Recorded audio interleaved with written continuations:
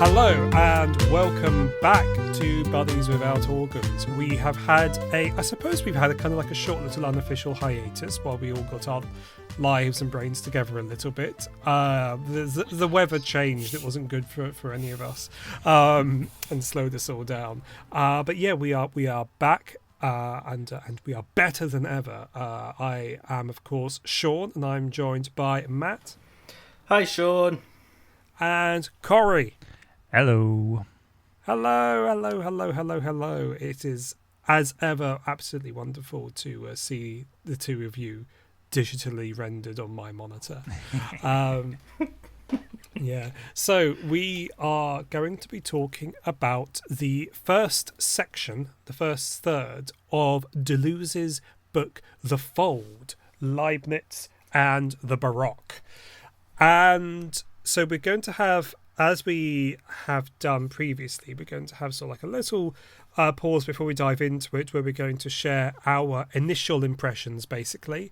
Then, Matt, you are going to pick up the thread by telling us a little bit about Leibniz before we move on to doing a sort of chapter-by-chapter analysis of this very, strange and quite infuriating book at points.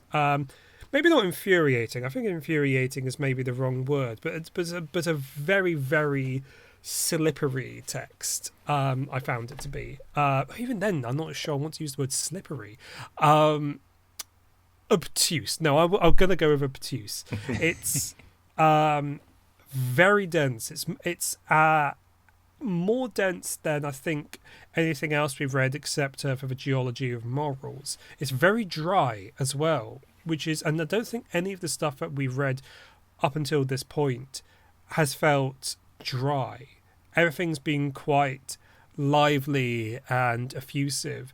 But what we have here, and I think this is really interesting, what we have here is a proper kind of dry bit of systematic philosophy, which is not something we've encountered at any point previously on this podcast. Everything that we've done has been the kind of, like I said, lively, quite experimental text that we associate with Deleuze and Guattari.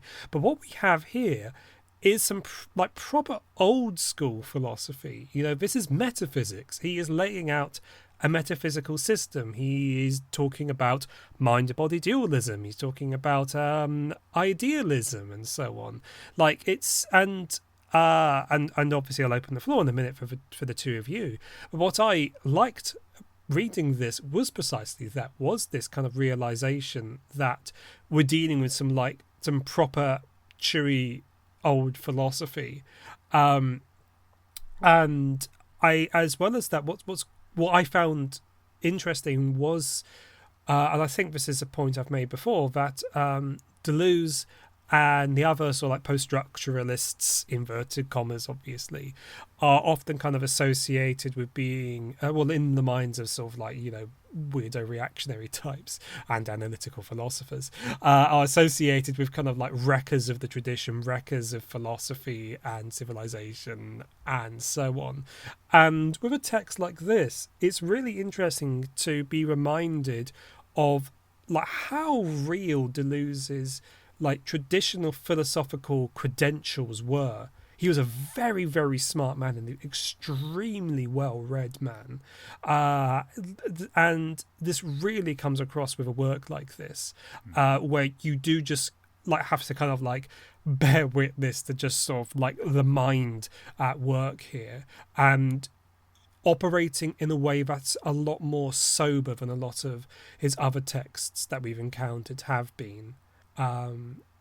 Those are my kind of initial impressions of this. So, Corey, do you want to pick up the thread there before we hand over to Matt for his exposition on Leibniz?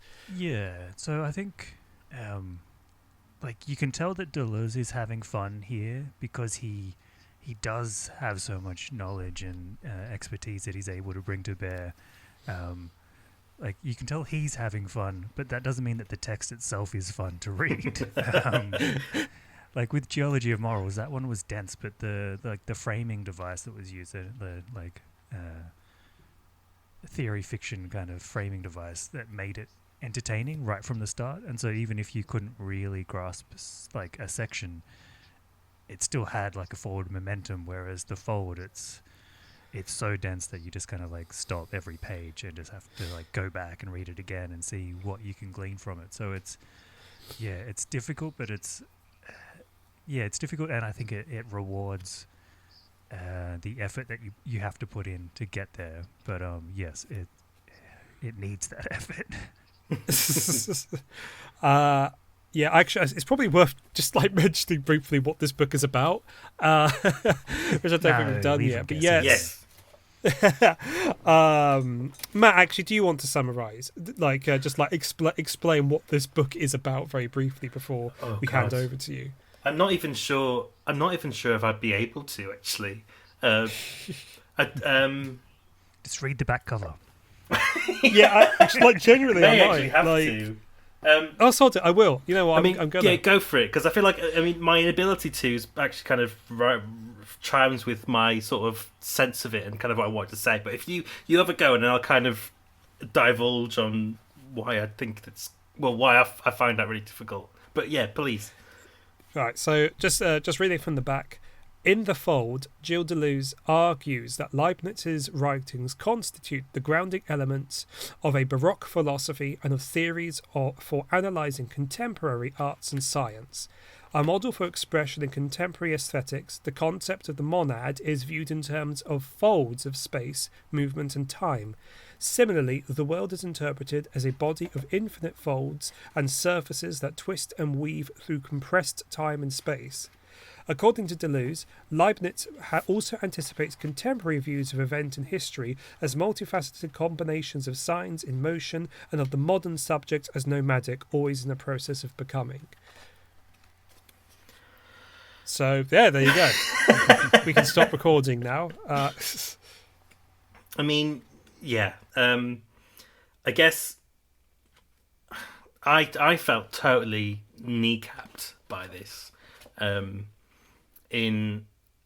think it's a work of Deleuze's that I didn't own actually before we decided that we were going to do this, which I think I was kind of surprised by. I think I've got everything else. I just never come across The Fold. Didn't really know anything about it. Didn't even know how to approach it. I'd sort of read some Leibniz before, and was kind of interested in the monad stuff, but was just otherwise totally just this is kind of really new. And I guess that I actually can't find it now. I was trying to find where I maybe read this, but I think there's somewhere in the opening, maybe the opening section of this book, where Deleuze talks a bit about how much detail Leibniz goes into. Maybe he just I think this is partly also indicative of the sort of rabbit hole that this book will maybe drive you to. But I read something anyway that was sort of saying that Leibniz had a in a lot of the things that he was dealing with, especially when it came to mathematics. And I guess I'll probably preface what his interests were in a moment. But there's this sense that he was newly aware of how much detail was kind of necessary to go into to explicate certain kinds of physical or phenomena, essentially, or even philosophical. But kind of resented the amount of detail that was required. So he could write these. One of his most influential essays for mathematics goes into excruciating detail into how you can unfold, not necessarily with any pun intended. You could unfold the mathematics necessary to kind of explore the movements of atoms. And there's this tension, apparently, in his letters to his friends and correspondences that he kind of recognises that that's the kind of work that needs to be done, but it also does get in the way of the sort of conceptual understanding of the thing. You can't really have it both ways. In that you go into the detail required, and at the same time you can kind of elucidate an easily easily understandable system. And I kind of feel like that's maybe what Deleuze is almost pulling on here. It feels like a book that's sort of pulled out of, like, there's no preamble. You're just straight in at the deep end. when it's quite dizzying. But I wonder if that's sort of intentional, that it could just be almost a fragment of of a larger work. And I feel like it does sit in interesting ways with a lot of the other things that he was writing about. I kind of got lots of echoes from this book of his stuff on Bergson, Proust, Spinoza especially. And it's almost as if this is like something cut out of the middle of all of those works together. Which I just found quite interesting, but that hasn't really helped with my understanding of the thing. Anyway, I guess the main question that we should probably start with, given the nature of what we're discussing, is who the hell was Leibniz? Who the hell was Leibniz? So I've kind of written something a little. I've tried to keep it really short, and hopefully this will be like an interesting jumping off point for each of us, and maybe we'll preface some of what we're going to explore. So I guess first things first, that Leibniz was born in 1646 in Leipzig in Germany. He was from an academic family and studied philosophy before becoming maybe one of the last great polymaths who pioneered not only philosophical thinking, but also thinking in natural sciences and mathematics. And I read something once which argued that Leibniz was the last person to truly be able to say they knew or had read everything. I think maybe his library contained all the books that were available to him at that time, or something like that. It's kind of one of these philosophical urban legends that I've definitely read somewhere, but I've never bothered to confirm with any research. I've heard that line as well. Yeah, I mean, even with this podcast looming, I kind of realised it was today, and I was like, I still never really fact checked that, but I just kind of like it as a factoid, maybe. But I think maybe the strangeness of that, as maybe like it's kind of a difficult thing to think, especially for us now. But I think in itself, that's it's quite telling bit of information in that regard. So, given that that's kind of the scope of Leibniz's thinking, I kind of still want to keep this short. And I guess that there's so much scope to dive into his seemingly infinite interests, but maybe it's better off to focus on his interest in infinity. And it's one of his most important contributions to science. It's kind of picking up the torch from none other than Galileo, where Galileo has this idea of non-calculable or incalculable non-quantities, which Leibniz kind of calls indivisibles. So Galileo had hypothesized that certain things get so small in our kind of measuring of the universe that they just can't be calculated. There's a certain point that we can go into such minute quantities of things or minute measurements that they're just kind of used to. We can't really measure something that's so small. So in principle, you can take an object, you can divide it up infinitely, you can get down to the smallest measurements of something, but at a certain point we might as well just give up, because there's nothing more. There's a certain point there's not really a lot you can say, or at least is Galileo's kind of argument. But Leibniz argues to the contrary, and he sort of says, well, he agrees to an extent, and he says that there are certain measurements and details of things that are wholly superfluous to empirical study.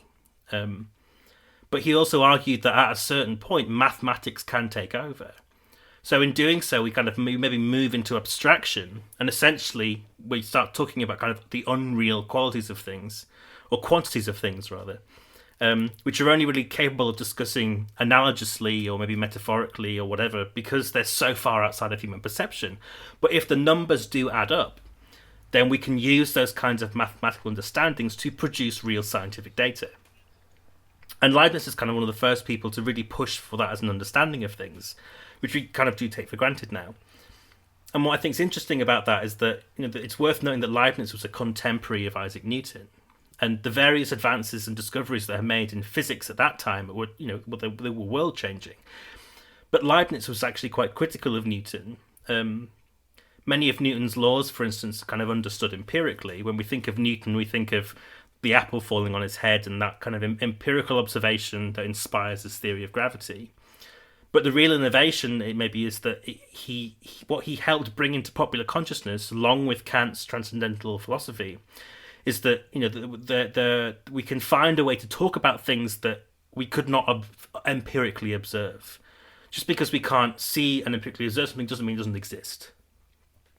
But doesn't mean that doesn't mean we can know it. But I mean, let's not get into Kant because we've got enough to deal with.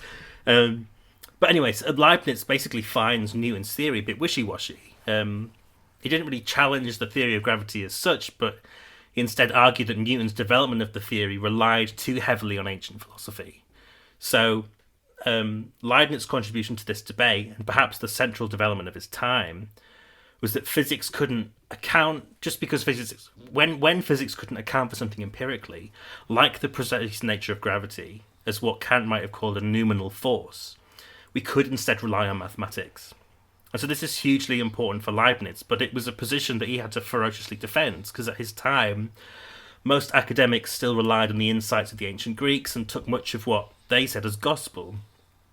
But for Leibniz, though much of their work was important, and he recognised that his own work could not have been done without the foundation of what was then sort of the norm, which was a kind of Aristotelian scholasticism. Again, we can kind of skip over the details of what that means, but to rely on their the point, I guess, essentially is that to rely on the analogies of the ancient Greeks still in the 1600s and their metaphors, in his present, was no better than relying on ancient religious texts to tell us about the present state of the world. And Leibniz was not quite a full atheist, though he certainly is very critical of philosophies and physics that kind of rely too much on God. But I guess he's sort of saying that as much as these things might ring true, they only get you so far. And there's a lot of new things being discussed now that actually shed more light on how we understand the world. So Leibniz, I think, is essentially fighting for the future. He's read everything that's ever been written. He's read, till his eyes have bled. He's read the Greeks and understood them. But, he kind of is like, I know the past, we know the past, we can study the past until we're blue in the face.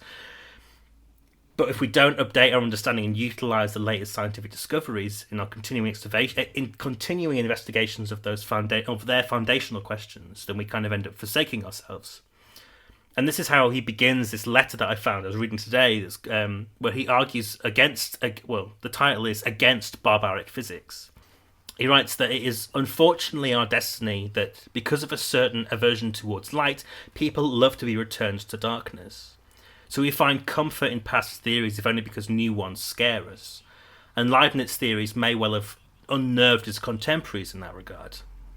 So what Leibniz did essentially was take the laws produced by Newton and show how they applied all the way up and all the way down.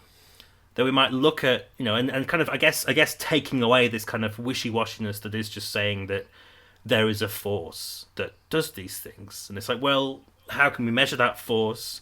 What can we say about it? Mathematically. And I guess that what Leibniz kind of forces into Newtonian physics as it moves forwards is this presence of mathematics. So we kind of, and the reason for that is, we can understand Newton's laws, we can look at things like magnets repelling each other or planets in orbit, and think that these are so far away from apples falling out of trees or billiard balls, and looking at how forces are exerted upon each other. But Leibniz sort of says, well, we can use mathematics to show how these unobservable or empirically unknowable phenomena can still be explained mathematically through these laws. So he kind of takes Newton's laws and rigorizes them in a way that Newton actually didn't do, according to him. Now, there's a lot more to Leibniz than this, and maybe this is kind of more than is necessary already. But I think what's interesting about it is that I'm also kind of aware that I'm saying all this without mentioning the central concept of the monad, which I guess is what Leibniz is best known for. And we'll probably end up explicating that ourselves as we kind of go forwards. But I think why this is important to consider this relationship between, how mathematics can allow us to access, not just through the sciences, but also through philosophy, these kinds of unknowable scales, is something that I think becomes once again important for Deleuze. So I think why Leibniz is important for Deleuze is, and maybe something that we should perhaps keep in mind as we push through with the text, is that if Leibniz was the last person to know everything, I think he's arguably also very aware of that fact. If you kind of investigate his work and his correspondences, and I mean, it's interesting that I think this is kind of also probably something that will come up later. Leibniz was incredibly prolific, but a lot of his work was found in either short papers or letters or fragments, essentially. But when you kind of look into the sort of volume of work that he produced, you do get the sense that he's one of these sort of great transitional men, at least of the period. He's, at once like the last of a certain kind of subject, in that he's the last person that can know everything, or the last person to fully understand what's come before. But he's kind of also aware of himself as one of the first examples of a new subject to come. And that's kind of, I think, in part informed by his extraordinary awareness of the importance of his own theories, maybe. He knew he was about to pop the top on the infinitesimally I can't even say it. Infinitely detailed laws of our universe, right? But that's not just something relevant to science, but for all of human knowledge going forwards. So, I guess to break this down and to sort of conclude, firstly, Leibniz radically altered how we think about infinity, but he also gave us kind of maybe a new appreciation of our own intelligence. So Newton might have argued that the law of physics should be true in all instances, but Leibniz demonstrated how all of those instances could be investigated. So that the circumstances might change, and there might be mitigating factors that produce phenomena that are strange to the naked eye, they can still be explained by a kind of foundational knowledge, a strange kind of materialism that built on but also broke with the idealism of Descartes and Kant and people that came before him. So what he did, maybe, and this is maybe just one way of putting it, I don't know if this is even that accurate actually, but the way I think I've been thinking about it and reading this text is that maybe what Leibniz did was help produce, if not the details of it, but at least the concept of a standard model of physics, or the idea of something being sort of having a standard, and maybe the kind of an understanding of a standard that is not inflexible, that can be varied, that can change. So, that's as much a part as how he could see how all of human knowledge was related, but nonetheless continuing to sort of spiral out from each other. So it's almost as if his work kind of argues that yes, though the world is getting so much bigger and our knowledge is getting so vast and disparate, we can nonetheless see how everything is connected through this certain kind of this new mathematical understanding of our universe, which maybe is what brings Deleuze to write on him in the 20th century, right, at the dawn of postmodernity, when culture and commerce are entering into a new war of connectivity and globalization.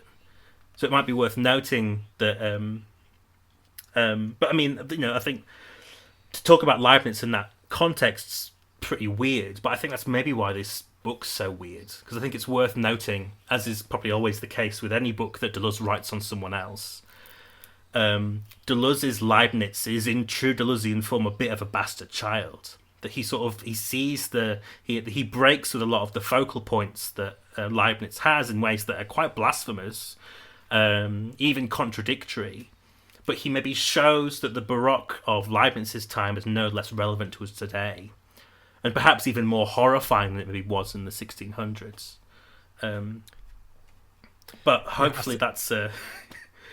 I think I will stop you there. Yes, no, please do. Hopefully that is I'm not sure how that works as an introduction, but it's just unravel forever. That's great. You've given us you've given us a really good solid sort of foundation in who Leibniz was and an idea of what Deleuze's interest in him was. Corey, just handing over to you there, buddy. Right, if you want to take us through your impressions on Chapter 1, The Pleats of Matter. I sure will. All right, so one of the reasons why I found the first chapter difficult was that Deleuze wastes no time in demonstrating the breadth of his thought here. Immediately he calls the Baroque an operative function that endlessly produces folds, and he says that rather than inventing anything, the Baroque entails folds coming from the East, Greek, Roman, Romanesque, Gothic, and classical folds. And it was interesting that Matt did mention postmodernism, because this description of the Baroque as something that contains things that came before sounds similar to how we might describe postmodernism as containing everything else. Though, of course, the Baroque might lack the meta or self-referential aspects that really define postmodernism. Anyway, so I don't know enough about the Baroque in art and architecture to know whether Deleuze is accurate here or if it's even perhaps a controversial statement that he's making. But here he's setting the boundaries of discussion, and those boundaries are seemingly endless. As he says, the Baroque fold unfurls all the way to infinity. It's worth taking this on board as something of a warning. Like, ahead of you is a dense and at times dizzying read. And it makes sense when you consider that the book is in conversation with the works of Leibniz, because as Matt outlaid, he was a sort of genius who developed ideas and theories more than 300 years ago that are still relevant today to philosophy, mathematics, and even computing. So, after establishing those boundaries, or the lack thereof, Deleuze moves on to a metaphor about a sort of Baroque house made up of two floors. So the lower floor is the pleats of matter, and that has windows, which represent the inputs of the five senses. But the upper floor, which is the folds of the soul, is closed off, though there is movement and communication between the two floors.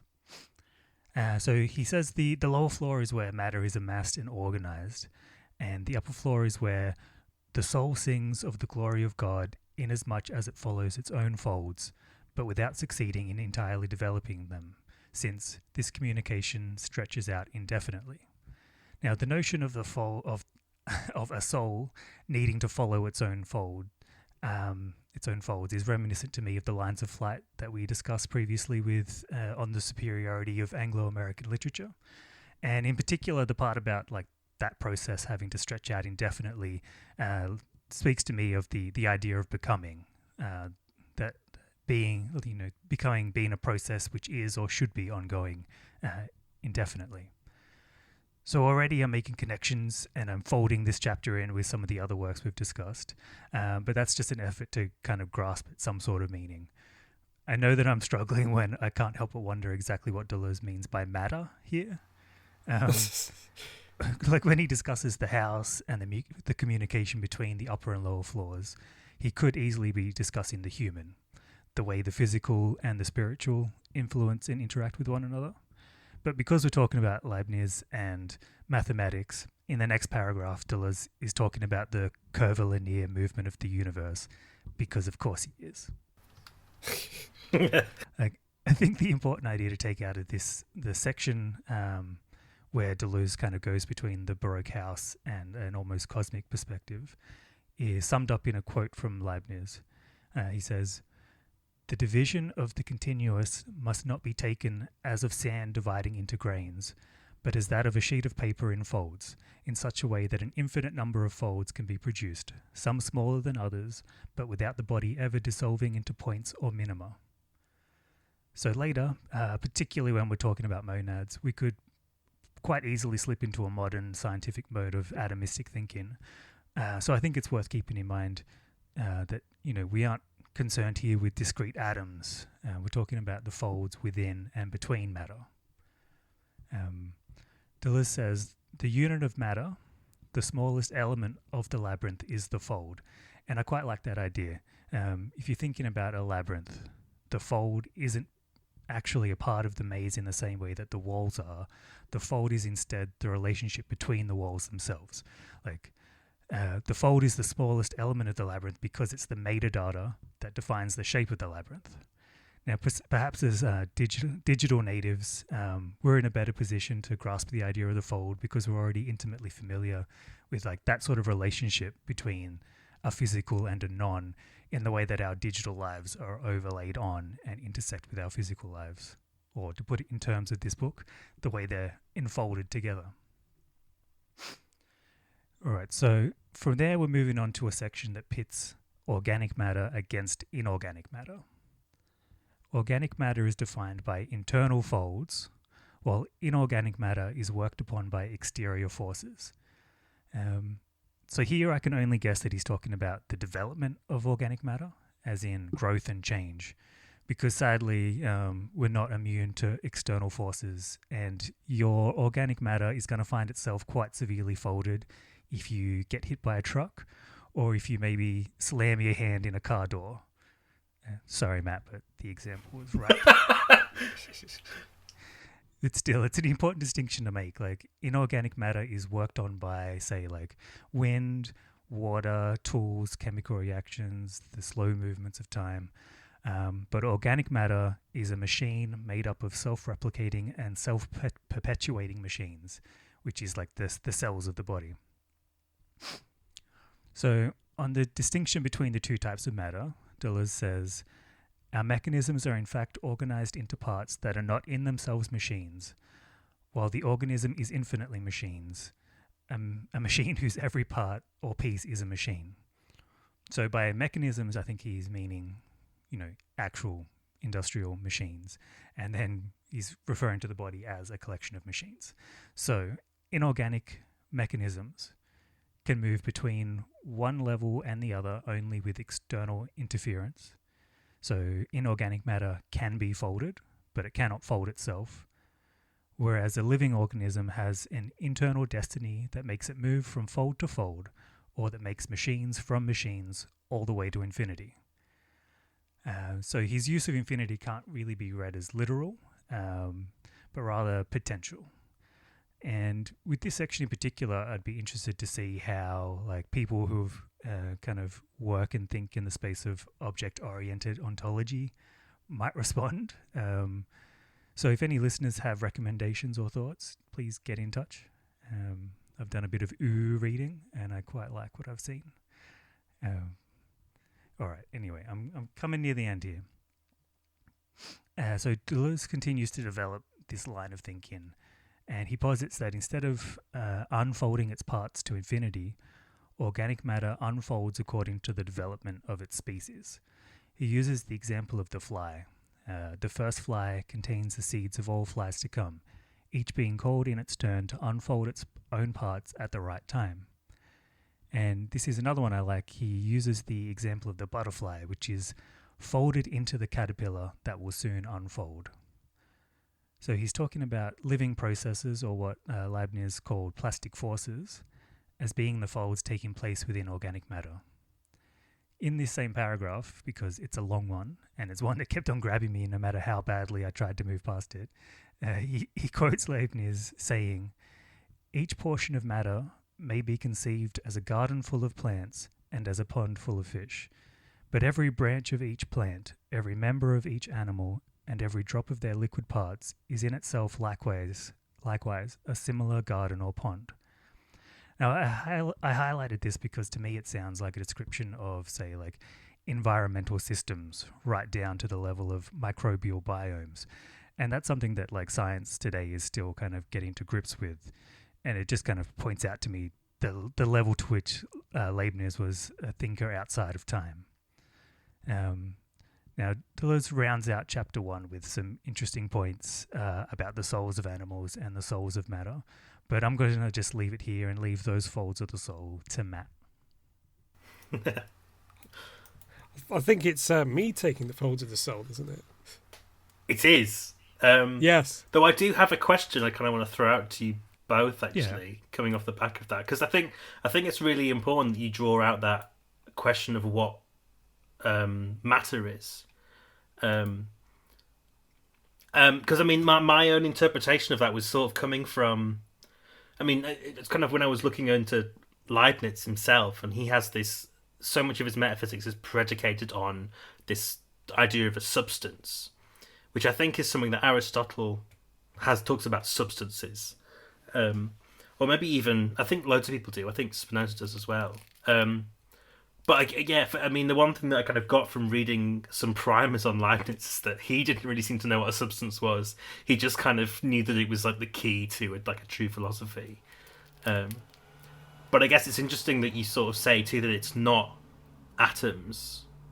It's not as, which almost as if to say it's not as simple as that. Though atoms are so complex and our understanding of them, it's like it's not as simple as what an atom is, even though Leibniz always talks about simple substances. I think when Deleuze talks about matter, he's talking about something else. He's talking about something very similar.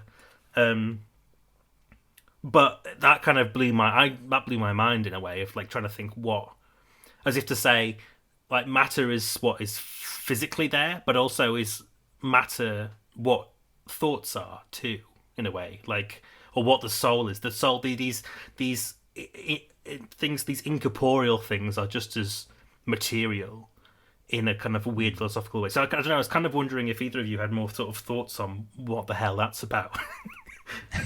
A little bit in that this feels very Spinozan, and I'm not sure if that's via way of Deleuze or Leibniz. I imagine it's via way of Deleuze. Because there's that. I'm not sure if it was one of the bits you actually quoted, Corey, but there's a wonderful line in the first chapter where Deleuze says something like, "We should think of the universe not as a sandbox, but as origami." And the reason why I mentioned Spinoza is because, in the Ethics, what Spinoza kind of like starts off by saying is, substance can only ever be substance. Sort of like by sort of like arguing from geometric principles, there can only ever be one, there can only ever be one kind of substance, because substance is substance. Like we can't ever have distinct kinds of substance. There has to just be substance, because any like multiple substances would all have to have the same qualities in order to be substance. So therefore, it is all simply substance. And when what he goes on to do over the course of Ethics, which is similarly kind of like faintly unforgiving to read, is kind of like explicating how it could be that there is a single substance, God or nature, which still has an infinity of possible like modes and attributes to it. And I can't actually quite remember off the top of my head what the difference between a mode and an attribute is. But when he comes up to the problem of like mind and body, because,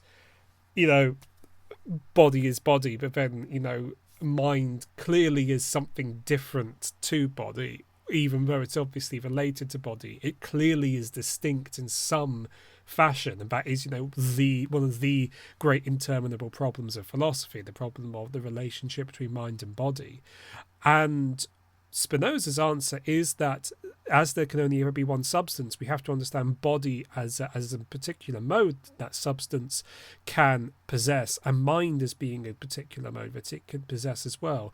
But it isn't different substances, which was Descartes' solution to the problem of mind and body, where he posits that mind has to be composed of an image, because mind is not matter. It must therefore be an immaterial substance, which just obviously like it solves one problem, but at the expense of opening up a whole other set of problems there, which are all like equally interminable. So it doesn't feel like too much of a solution. And you could maybe say the same of Spinoza. Like you could sort of like come back to him saying, but the modes involved here are so radically distinct from one another. Like, does it even make sense to posit that mind is the same substance as body then? And we're not going to solve that.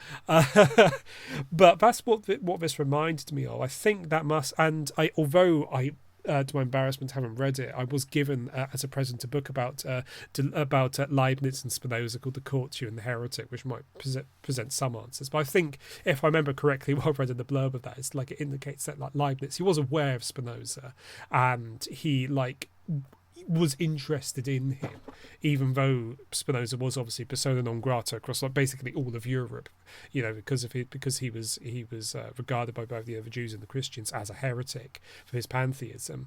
So that's kind of what I took from there. Sides hate you. You probably got something interesting going on.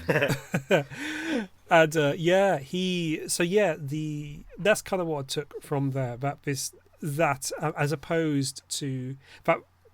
As opposed to kind of like a classical atomism, maybe, what is being offered by Leibniz is a form of monism. And this is where we do need to go back to our ancient Greeks. We need to go back to our pre-Socratics a little bit here, actually. And the pre-Socratic philosophers were like obsessed with the question of like substance as well, and in particular like the debate that comes up a lot is there more than one kind of substance, or is there only one kind of substance? Between pluralism, like the most well known is, if I remember correctly, it's Empedocles, who's the one that offers the notion that there are four fundamental elements: fire, earth, water, and air, which obviously we've inherited as part of our culture, the idea of those being the four classical elements, while other pre-Socratics suggested different combinations of elements, like or some of them held that there was only one fundamental, like lots of them held there was only one fundamental substance, but disagreed about what the fundamental substance was. Like Heraclitus thought it was fire. Other ones, I think Anaxagoras thought it was air, and that everything is kind of like all solid objects, just like air being condensed by its own movements and stuff.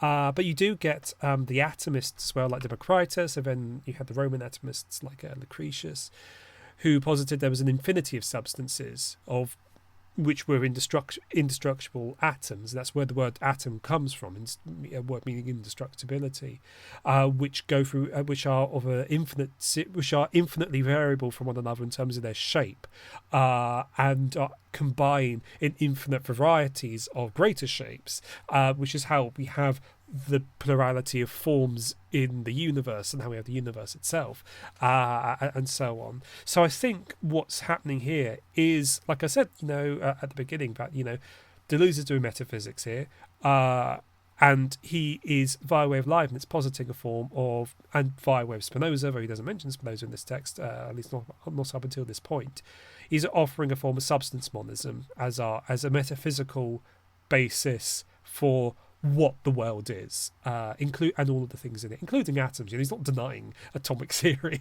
obviously, but saying, but okay, the question is like, but the question for him is, but what, metaphysically speaking, can we say of the atom?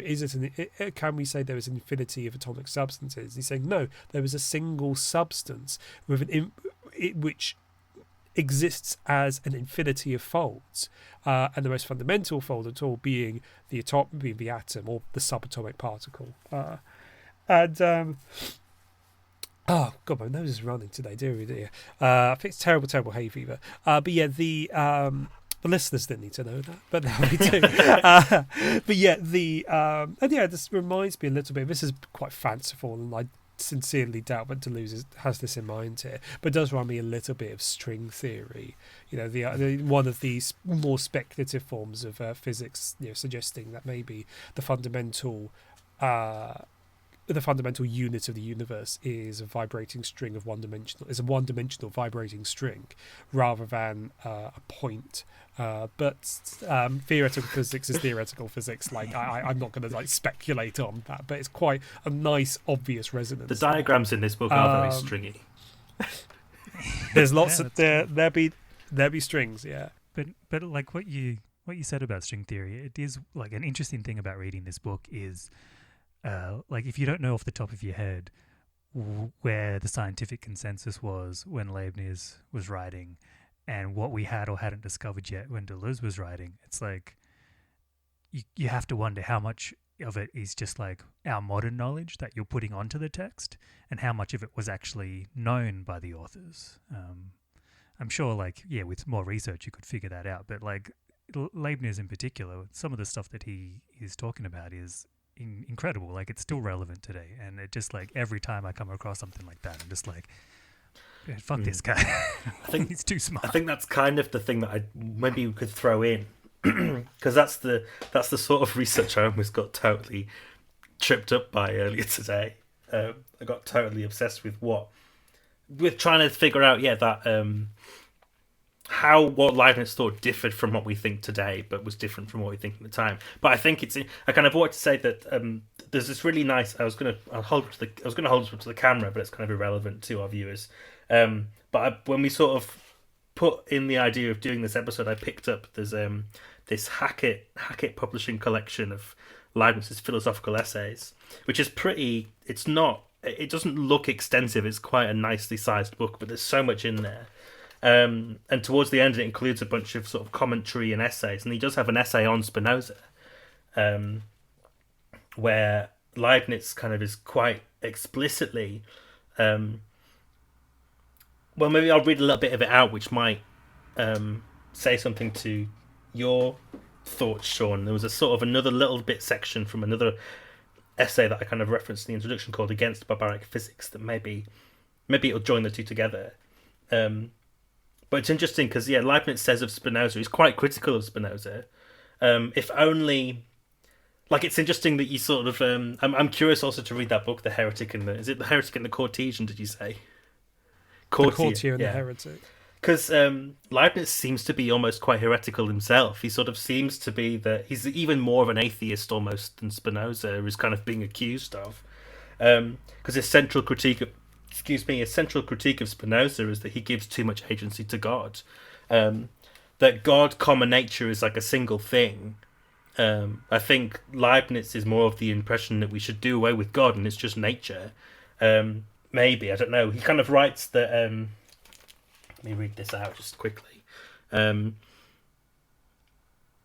does he say? So Spinoza says, everyone ought to concede that nothing is nor can be conceived without God, for all generally acknowledge that God is the only cause of both the essence and the existence of all things. That is, God is not only the cause of things coming to be, but also of their being. This is Spinoza's view. It is true that one shouldn't say anything about created things, except that they are permitted by God's nature, but I don't think Spinoza fully understood this in my view. Essences can, in some sense, be conceived without God, but existences involve God. The very reality of the essences, indeed, that by which they flow into existence is from God.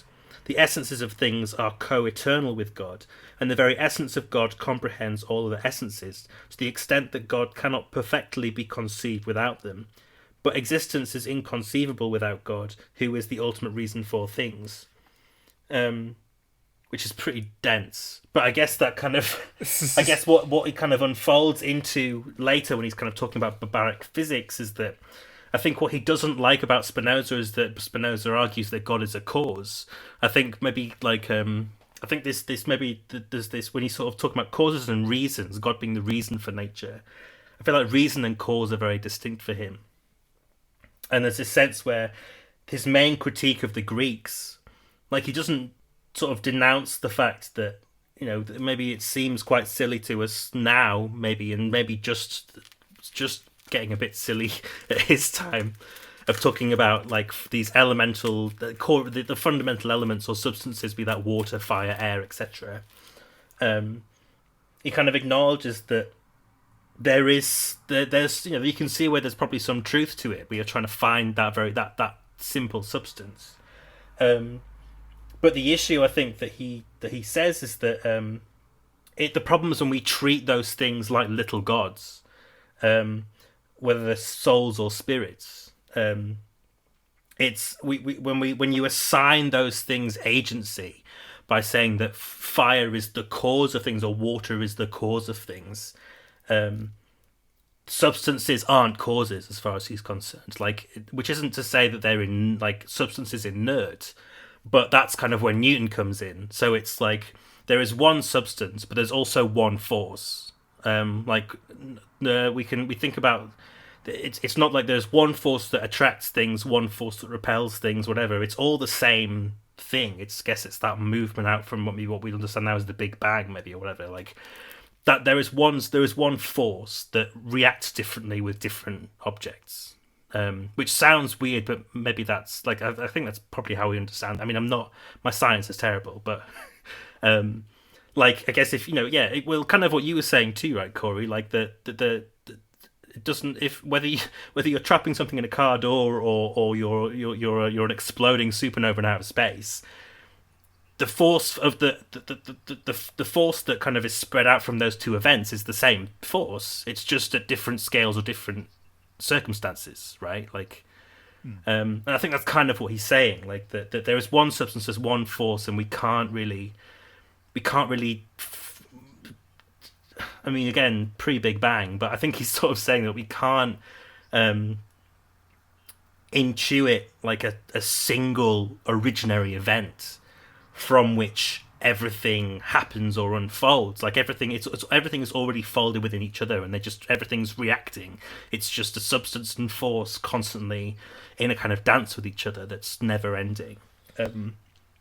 Which I don't know. Maybe that I don't know if that clarifies anything, or if that maybe it definitely doesn't clarify. I think the one thing that I find is like that this seems totally quite actually separate to what Deleuze is arguing. Like, it doesn't clarify Deleuze for me. It maybe clarifies what Spinoza's saying. But Deleuze seems to be doing, like, especially when he's combining Spinoza and Leibniz, where Leibniz is quite critical of Spinoza. There's a certain, like, Deleuze being a total heretic in trying to find their commonalities, when I think maybe Leibniz didn't think they had quite a fundamental difference on what that question of substance is. But I don't know. Now I'm kind of just lose the thread very quickly. I might just launch into chapter 2 now. All right. So chapter 2, folds in the soul. All right. So there's a lot of maths in this, which I will try and pass over for as much as possible, because a lot of it I simply don't have the head for, unfortunately. But yeah, no, I've read this chapter a couple of times now, and it did make a lot more sense second time round when I was doing like a lot of like googling of like these like geometric terms he was using. Then like stuff started to become more obvious, and I was referring to the Deleuze and Guattari dictionary as well, which was really, really helpful. So this chapter begins with Deleuze talking about inflection. The first opening line is, inflection is the ideal genetic element of the variable curve or fold. Inflection is the authentic atom, the elastic point. So I had to look up what the word inflection meant. And an inflection, so imagine a curve. Like, imagine drawing a curve on a piece of paper, and then kind of just like curves back around, like a letter S, right? Imagine a letter S, right? And the inflection point is the point where the curve changes its direction and starts moving somewhere else. That's what the inflection point is when the curve moves around. And like there are various different examples of this are given, but you just imagine a letter S, basically the curvatures of that, like the point where the curve has altered its direction, that is the inflection point. So, and this is the point where the fold is folded, right? And he quotes a lot from a guy called from the artist, I think it's Paul Klee. I can't actually remember the guy's surname now, which is a bit embarrassing. The first name now, which is a little bit embarrassing. I think it is Paul Klee, isn't it? Yeah. So the artist Paul Klee, who was an abstract artist who was very fond of like grid patterns and had a real kind of like mathematical sensibility with his work. He states here that for Klee, the point as a non-conceptual concept of non-contradiction moves along an inflection. It is the point of inflection itself, where the tangent crosses the curve. That is the point fold. Okay, so what the hell does any of this mean, though? And this is where the Deleuze and Guattari dictionary became really, really helpful.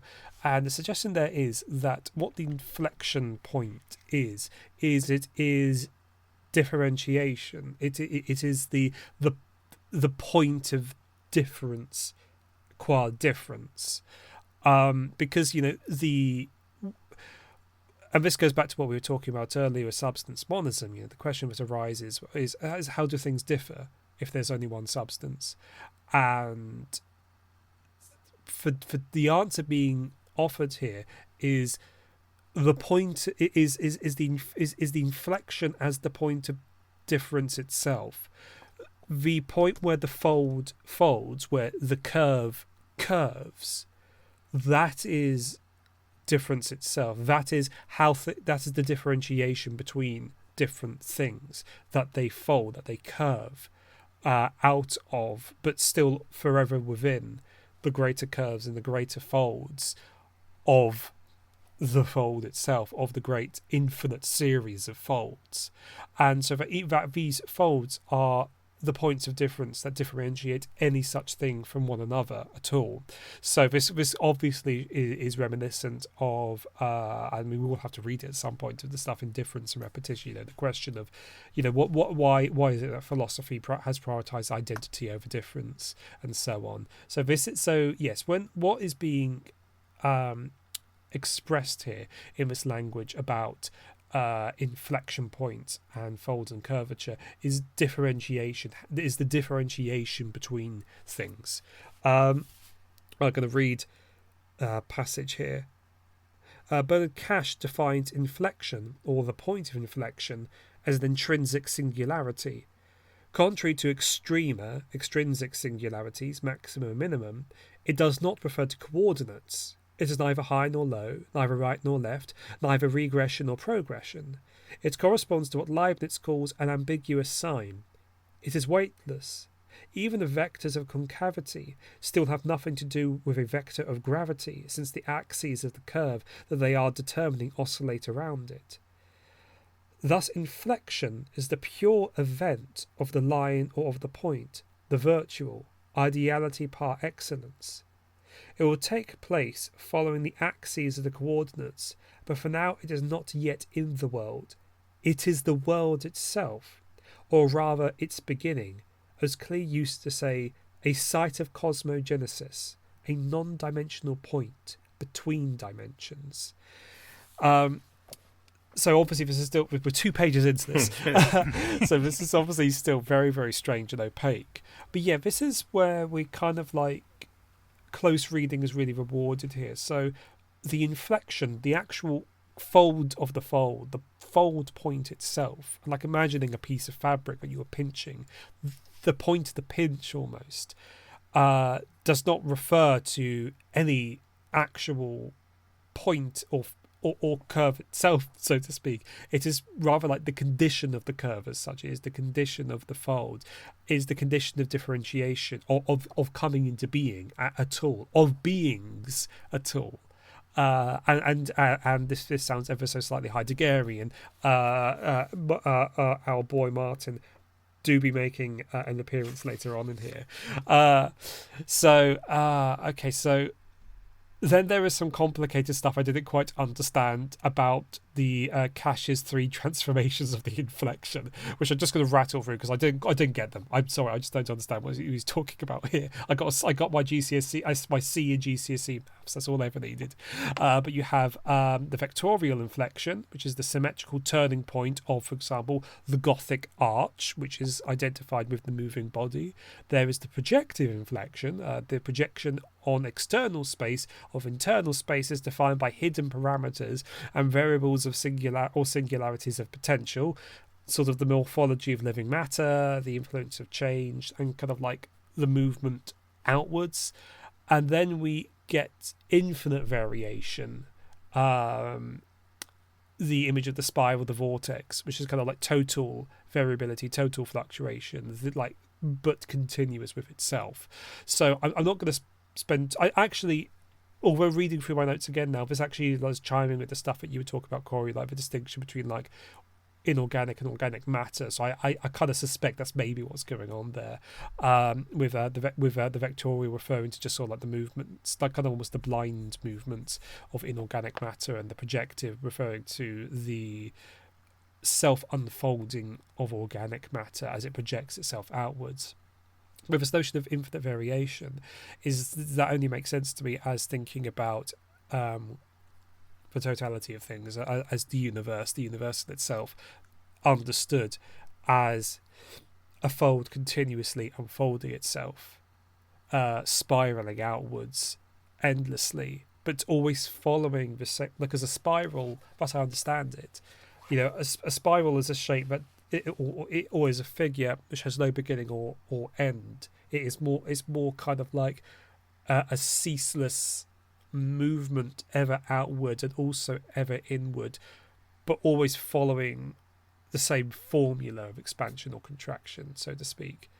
So this is kind of like the figure that we've been given to imagine what the universe is, almost. It is a spiral, it's a vortex, it's an infinite total variability and total fluctuation continuous with itself.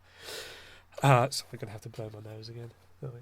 I think you have to unfold your handkerchief.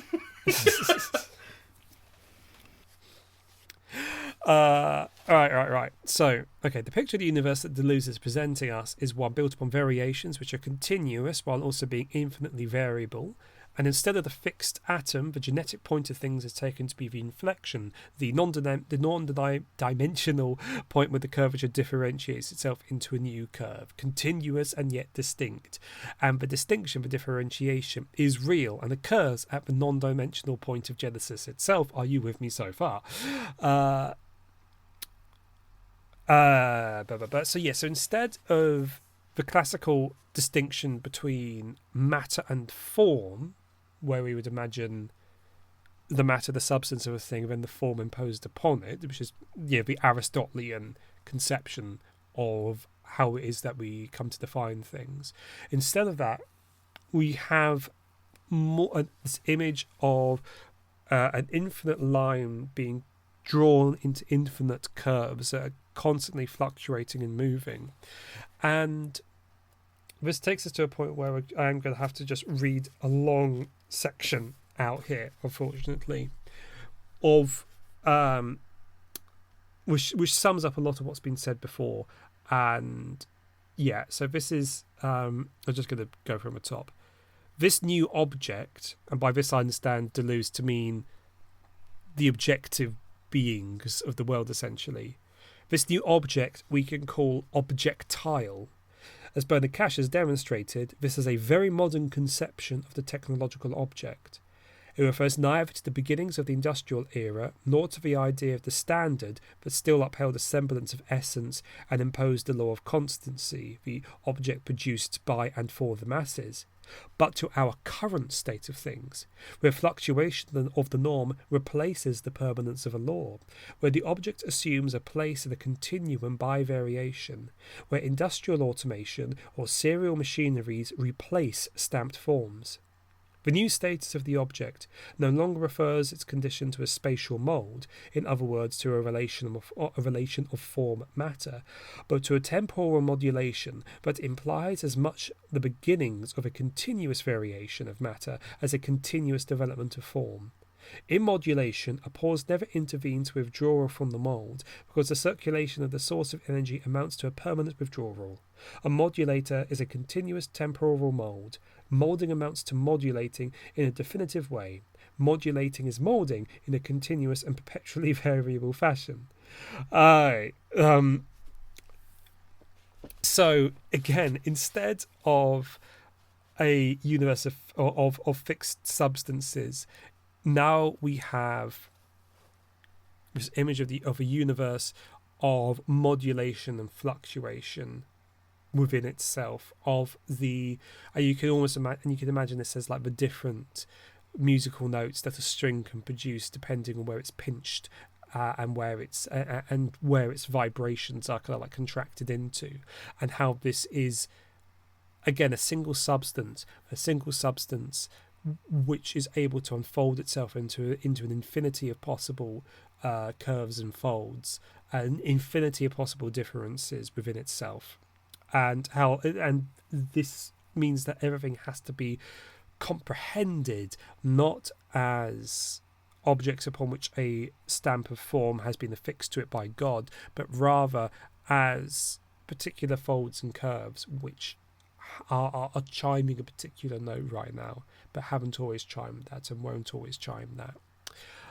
So now we move on to the soul.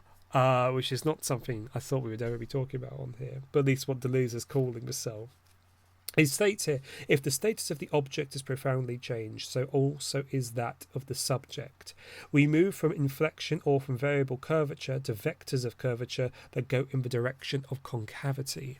So by which, and again, sort of like maths, but the concave is the curve turning inwards, like the interior of a circle is described as concave, while the exterior curves are convex, if I remember my maths correctly. So we're talking about a movement inwards now, and kind of following how what we've talked about applies to subjectivity and to the subjective experience. Moving from a branching of inflection, we distinguish a point where it is no longer what runs along inflection, nor is it the point of inflection itself. It is the one in which the lines perpendicular to tangents meet in a state of variation.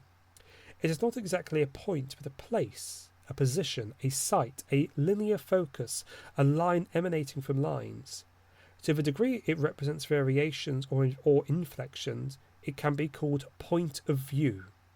Such is the basis of perspectivism, which does not mean a dependence in respect to a pre-given or defined subject. To the contrary, a subject will be what comes to the point of view, or rather what remains in the point of view. So we now have moved on to the notion of point of view and of perspective, because the question, we now have is we have this universe of infinite variation and infinite fluctuation, but then there's the question of our perceptions of it, how we come to understand it, and also awkward questions around truth and so on. Because if there's infinite variation, infinite fluctuation, then what can we say of truth? What can we and so on. And so what we kind of settle on to here is this notion that there are points of view which the subject takes in relation to the infinity of curves and folds, right? So these. And there also has to be an infinity of points of view as well. So, all right, so we're obviously moving into territory which could feel quite tricky here. So again, I'm going to have to just read from the book. The subject is not a subject, but as Whitehead says, a superject. Just as the object becomes objectile, the subject becomes a superject. A needed relation exists between variation and point of view, not simply because of the variety of points of view, though, as we shall observe, such a variety does exist, but in the first place because every point of view is a point of view on variation. The point of view is not what varies with the subject, at least in the first instance. It is, to the contrary, the condition in which an eventual subject apprehends a variation metamorphosis, or something equals X anamorphosis. For Leibniz, for Nietzsche, for William and Henry James, and for Whitehead as well, perspectivism amounts to a relativism, but not the relativism we take for granted. It is not a variation of truth according to the subject, but the condition in which the truth of a variation appears to the subject. This is the very idea of Baroque perspective. So, yeah, this is like one of the great, challenges that people make against postmodernism and post-structuralism, broadly so construed, that it collapses into relativism. And when people generally talk about relativism in this regard, they mean the crude relativism of nothing means anything, sort of like that kind of nihilistic relativism, the notion that we can't ever express any kind of fixed moral or metaphysical philosophical truths. And what Deleuze is offering here, not exactly as an alternative to this, but as a further explanation about what is really meant here when we talk about perspective and the relativity of perspectives. So what's being stated here isn't so much this notion that nothing has fixed meaning, but is rather the observation that when we come to make judgments about things, about the universe we find ourselves in and about one another, this is always ultimately taken from a particular point of view that we have assumed, and that there isn't a standalone transcendental point of view which will give us the same picture of everything in this kind of permanent clarity or something like that. It is always the points of view that occur within the lines of curvature and the variations thereof, and it's the point of view of those variations. So we are, in a sense, so it is true that we can never find a transcendental kind of guarantor of our statements that would give us a kind of objective Platonic truth or something like that. But it isn't because, there isn't a way that things really are or something like that, but it's more that we can never help but observe things from a particular point of view that we arrive at. And we ourselves are subject to variation and fluctuation, as is the rest of the world around us. So what we end up with here is this kind of experimental attitude almost to truth, where what the only thing that's kind of left for us to do is if we want to try and arrive at the best possible view of things, and he does use that word best, is kind of just through experimentation, really, of kind of figuring out for ourselves which particular point of view gives us the best perspective on things. And that does kind of like mean we have to sort of like realize that we'll never arrive at a fixed transcendental point of view. We're always going to be kind of like in the midst of the fold. But this isn't to say that we will end up just this infinite kind of like argument of different points of view, because like what we will discover through the course of this is that sometimes there is a perspective which just is the better one. An example, the most classic example of this, because I used the word earlier, anamorphosis, which is the way that things reveal themselves in a particular way depending on how you are, depending on your point of view relative to them. And the most classic example of this in art is, and I imagine we've all seen it, but look it up all the same, is the painting The Ambassadors by Hans Holbein the Younger, which is a very, very famous painting of two ambassadors, two sort of like courtiers in their beautiful furs and all of that. So they've got a table between them upon which are all like the great instruments of art and science of the time. But then there's this kind of weird disc-looking thing, kind of like balance between them, which doesn't make any sense at all until you just physically just move where you are standing relative to the picture. And as you do so, as your perspective changes, what appears to be a flat disc takes on the image of a skull kind of like hovering between them, and it is kind of like the classic example of anamorphosis in art, and that is kind of like the classic sort of like example, I think, of the kind of thing that Deleuze is talking about here, where if you stand just like bolt like in front of the painting and you say there's this kind of like weird elongated disc between the two of them, you're not wrong. There is like a weird elongated disc there. You're not wrong to say that. But when you assume a different point of view on it, you get a more rewarding glimpse of what that is. And especially a glimpse that wouldn't have been possible if you'd stuck with that particular point of view either. So because like this is like, I'll be honest, from this point onwards, this is when we move into talking about the monad, the one. And this goes back to the stuff that you were talking about before, Corey, the notion of the two floors to the Baroque house. And something that like keeps on being brought up here is that the top floor, where the soul resides, doesn't have any windows. Instead, it has kind of like slits, he talks about, or like the lens for a camera obscura or something like that. But it doesn't have windows. It's not kind of like open to the world as such. It's an enclosed volume, but the walls of this enclosed volume are decorated with like the world, basically, with the entirety of the world. That is what's contained within the monad. And so this does feel a lot like philosophical idealism. Surely there's no issue about sort of like the world can only really be said to exist within the mind, and that it is for the world that the mind exists, is how it's put in this chapter. That the mind is kind of the condition for the existence of the world, and it can and therefore has to contain the world. So, but this is, like I said, this is where I lose track of what's going on here when we get into sort of like the really kind of like proper like monadological stuff from Leibniz. Anyway, so I think I'm actually going to sort of like bring my little bit to a close here, because I feel like I've been talking for ages about this chapter, and offer it back up to the two of you. I'll just jump in then. Yeah, I mean, I get, because I think maybe I approached this slightly differently to you both. I kind of feel like you've both you've both kind of done the hard work in sort of like talking about how rewarding close readings of this text are, and I just couldn't do a close reading. But I feel like I kept wanting to pull in outside examples to just trying to flesh things out.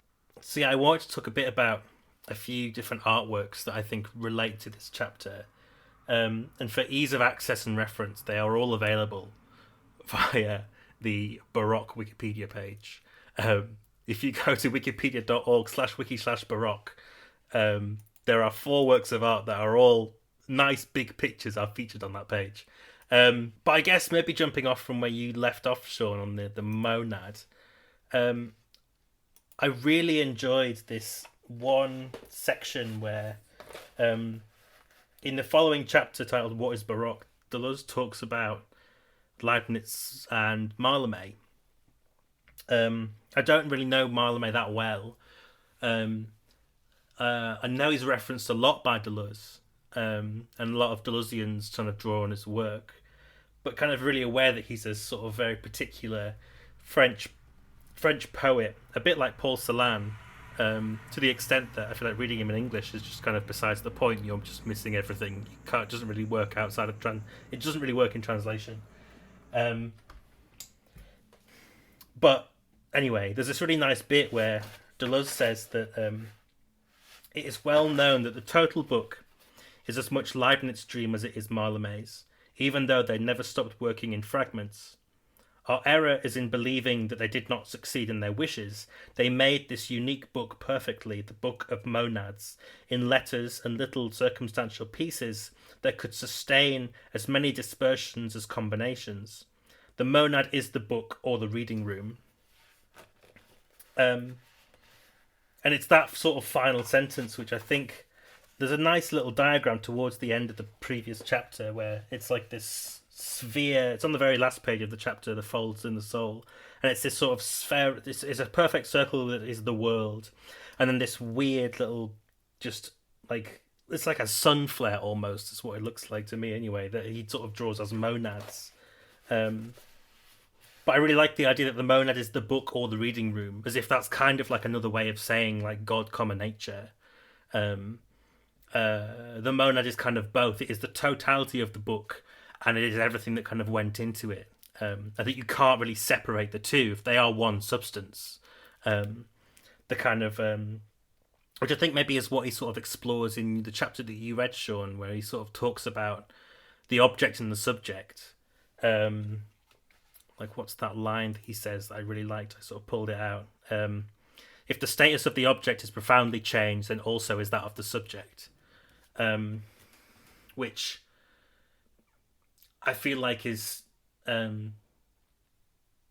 it's kind of an obvious point, maybe almost, but it's kind of one that's particularly relevant maybe to our present moment. Like, we can maybe talk about how new kinds of subjectivity have emerged in recent years, as new kind of new modes of technology have emerged, that, you know, as the camera has evolved, then so have we, and kind of our modes of social interaction, or the internet and its sort of social media things have fundamentally changed how we relate to each other and move through the world. And I guess that there's this, rather than that being this kind of dualism, this kind of personal political dualism, I kind of feel like Deleuze is kind of pulling on this kind of Gothic materialism there, kind of Mark Fisher thing of, you know, what if we are as dead as the machines? Not that that the computers change us as if they exert some kind of agentic force upon us, but actually we are one and the same thing. And yeah, if the object changes, and so do we. Which I think is precisely what's interesting about the Baroque in relationship to art, especially around this time. I think that if you kind of go through that Wikipedia page and look at the examples that are made, I think it kind of becomes quite. Maybe I think well, I mean, Deleuze has his own sort of critiques here of like not limiting this kind of point of view or these certain his kind of argument to specific things like vision, but it's very easy to do so, and I guess maybe the starting point for this is talking about like the fractal as a kind of aesthetic, a mathematical aesthetic thing. I don't even know what you'd call it, but I guess maybe we all have seen those those kind of fractal gifs almost, or was it like a is it Mandelbrot or the Mandelbrot set. Mandelbrot? Yeah, those the. I don't know how it's pronounced. It's probably. I imagine the T is silent. yeah, Mandelbrot or whatever. The Mandelbrot. Yeah, so it just sounds like bread to me. I have a Mandelbrot German loaf. Anyway, which actually no, I won't go into. I was going to say there's a great metaphor somewhere of like the folds of bread and raisins. I think Deleuze talks about that at one point, but anyway, let's not talk about patisseries. It's very late. It is very late. It's kind of I think this is my mind's truly unraveling now. It's 10:30. I haven't slept all week, and we're talking about bread.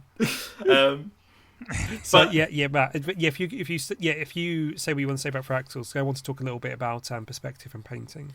Yeah. That's kind of what I wanted to go into. I'm wondering if we're going to bring up the same thing actually. So, sorry, I keep interrupting you. No. But I guess fractals kind of I think the image of a fractal is kind of is probably the starting point because it combines both kind of something aesthetically pleasing and also mathematics. So I guess it's also the idea that if you look at a GIF of a fractal or a video of that, I guess the I don't even know how you sort of describe it mathematically, but a fractal is a shape that the more you zoom in, it doesn't really change. It seems to shift, but you've always kind of got the same structure, just it infinitely unfolds. And I feel like that's maybe quite sort of symbolic maybe of what Leibniz is kind of getting at with the his own sense of infinity, that I guess you can look at a GIF of a fractal and sort of say, well, I'm looking at this and that's what it represents, but you can never really pick a single frame of that moving fractal and say you have the true representation of the thing as it should be. The very sort of point of it is that it can infinitely generate itself. And what's interesting, I think, when you look at if you go on that Baroque Wikipedia page, you look at these sort of Baroque facades for a lot of these cathedrals and things. One that I pulled up was it's the Cathedral de Santiago de Compostela, which is by the and I guess we will put links to this in show notes and things down below. But it's this cathedral designed by the Spanish architect Fernando de Casasnuova. And I think if you look at the facade of that building, it looks like a fractal to me. You can see it's got these sort of three main turrets that are two that are flanking in a sort of central facade, but each section of the facade also has its own turrets and spires, as if you got the closer you got to this building, the more you just see its sort of its general shape repeated infinitely. Kind of the closer you got. It feels quite literally like a fractal, and I kind of don't think it's really a mistake that Deleuze begins by talking about the Baroque abstractly in one sense, but also kind of in architectural terms. Like he's kind of using it both literally and surreally. Like we can observe though we can observe that in kind of Baroque architecture, but it's not to say that's the limit of what we should consider. Like there's almost some sort of, I think this was written after Logic of Sense, but you can sort of see this, there's maybe this echo of an Alice in Wonderland sort of traversing space by shrinking and engorging here, where she's sort of finding different worlds at different scales. But there's kind of these, though I think it's almost too easy to sort of fall for the surreal examples, because maybe another one that I think works really well is the really famous painting called Las Meninas by Diego Velázquez. I don't even know if I'm pronouncing that right. But it's I think it's a painting again. It's on the Baroque Wikipedia page that is really famous for its complex perspective.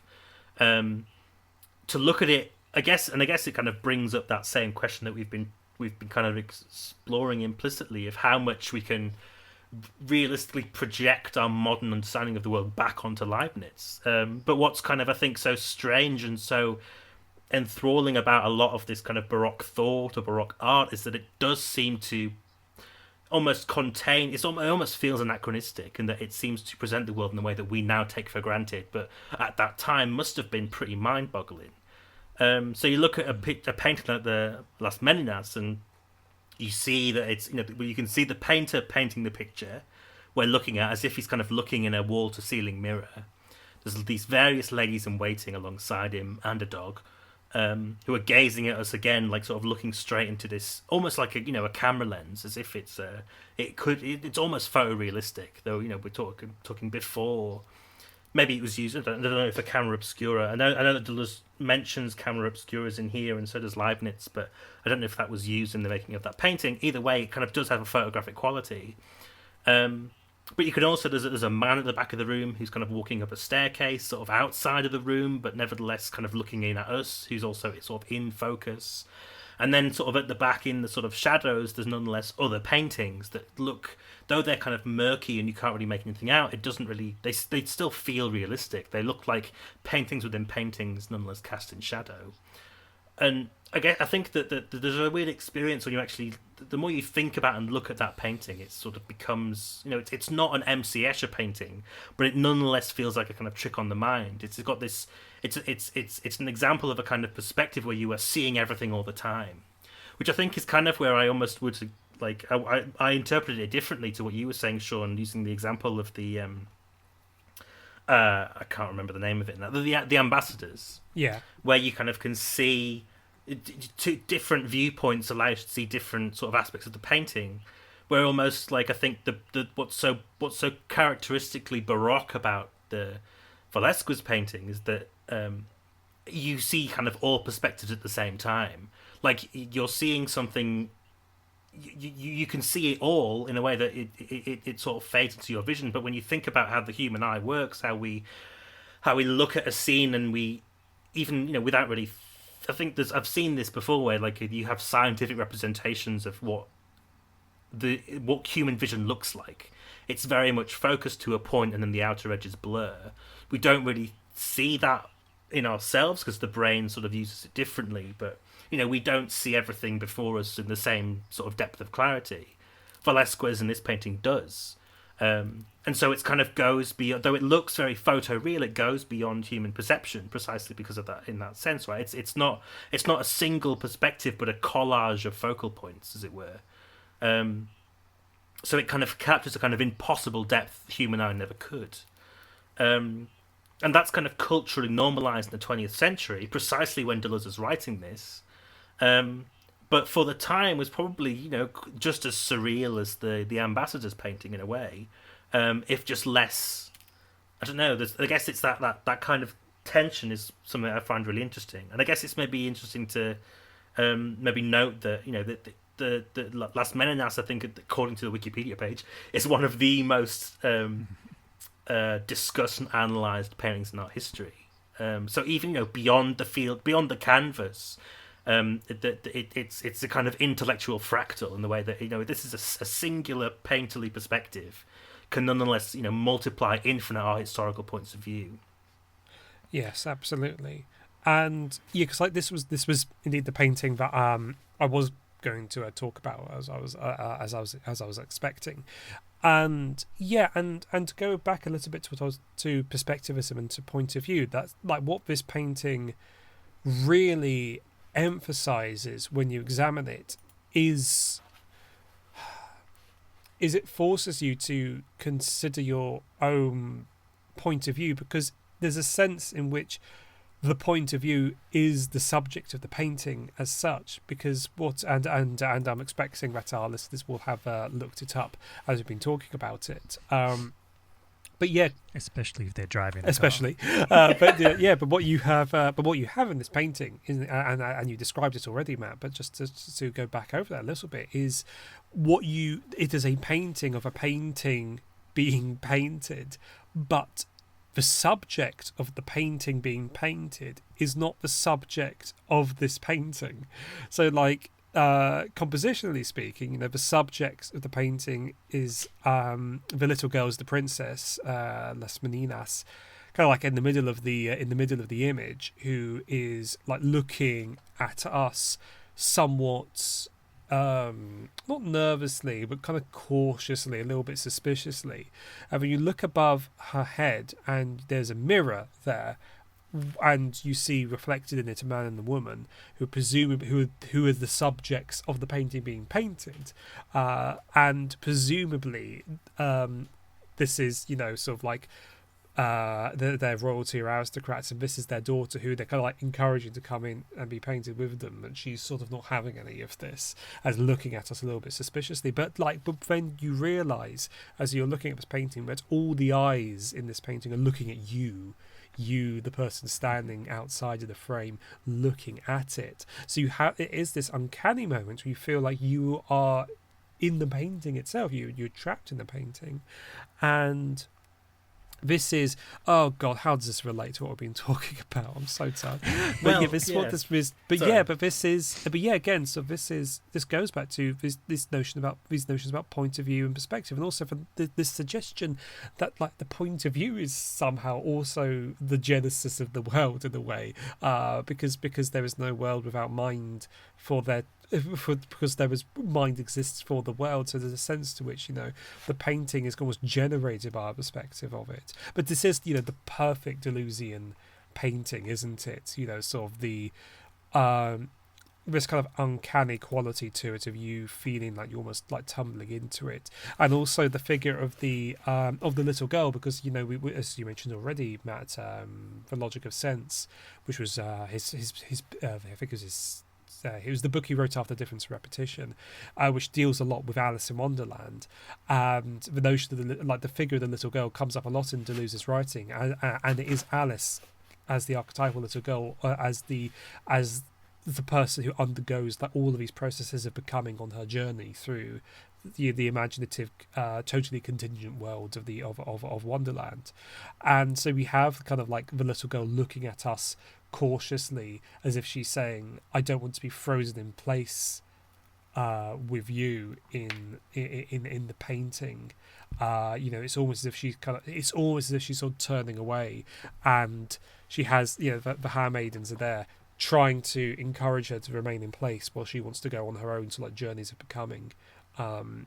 But yeah, you know, this is kind of like what we've been saying, how this feels like a lot of the Deleuzian themes being kind of like coagulated together into this text. I'm mindful of time. We've been going for about an hour, I think probably about an hour and 20 minutes, hour and a quarter now. So I think I'm going to be podcast viewer here a little bit, and maybe suggest and bring up closing points. I'm aware that I mentioned Heidegger earlier, and I didn't pick up on that, and I'm just not going to, because I'm just not gonna. Sorry. Maybe tweet me if you want to know more. We're going to have 2 more episodes. Yeah, we have. Oh yeah. We're doing. Oh, we're not stopping. We're doing the whole of this book. We're not going to run through it all like concurrently. Like, we have something completely different and a lot more fun planned for next episode, and then we're going to do the middle third, and then again we'll do something completely different, and then do the final third. So yeah, but we are doing this as a series, but it's not just going to be this for the next 2 episodes, because that would be horrible.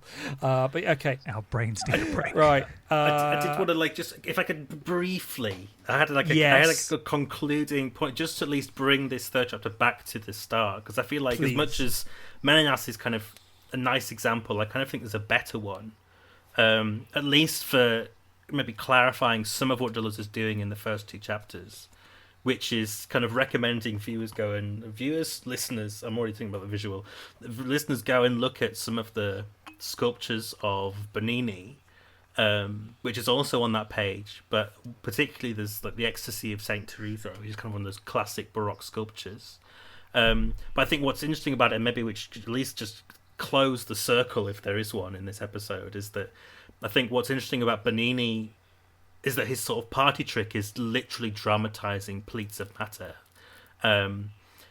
Like the marvelous example of where he's working with marble, he's working with solid rock, but that can nonetheless made to be look as soft and flowing as silk. Or you look at some of his busts, and the hair that he can carve for these kind of very fancy aristocrats looks almost like real hair. It's quite incredible what he could do. But I feel like that's almost the Ecstasy of Saint Teresa especially is kind of amazing, because I think it's this also kind of scandalous sculpture where you have Saint Teresa's own face is quite literally in ecstasy. It's scandalously alive. She looks like she's in mid-rapture, with these kind of folds of silky marble kind of echoing this like orgasmic rippling of her own soul. Which I feel like these are maybe the two levels in conversation for Deleuze and Leibniz. Like, it's matter itself and the soul vibrate in accordance with each other, which I think a lot of Baroque sculpture, particularly of people, seems to like gravitate towards. Like, almost kind of makes me think of The Matrix, like towards the end of The Matrix, where Neo like survives his barrage of bullets from Agent Smith, and he revived and like flexes, and the world flexes around him. Like, we see the kind of resonances of Deleuze's Spinozism there. We don't yet know what a body can do, but when we flex, nature flexes with us, and because of what we are, if not naturing, nature naturing. And I kind of feel like that's why Deleuze constantly references marble and water in a lot of these early chapters. I think in the very first chapter he talks about when a boat reaches a certain speed, a wave becomes as hard as a wall of marble. And we already know, thanks to Bernini, that you can exert a certain amount of force onto marble to make it look as soft as water. And I think it's particularly kind of in that What is Baroque chapter that you see a lot of this, what we've talked about before, the kind of schizophrenia coming through. So the schizophrenic, as we kind of discussed before, can traverse these shifting states and scales with ease. And we, in our rationality, attempt to compartmentalize and categorize, but that's kind of the same issue of a body without organs.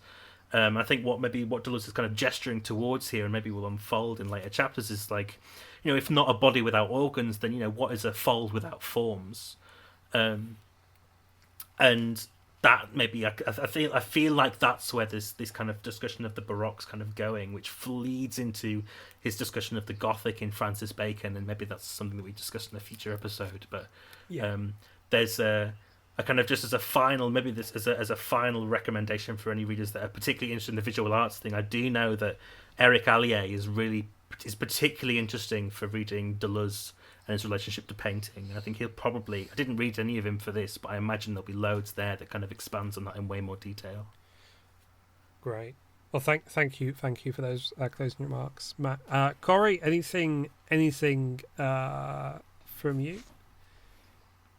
Not particularly. I've been promised that the book is easier to get into as it goes on and makes more sense as it goes on. So I am looking forward to part 2 and like seeing what more falls into place. But yeah, I'm also dreading it at the same time.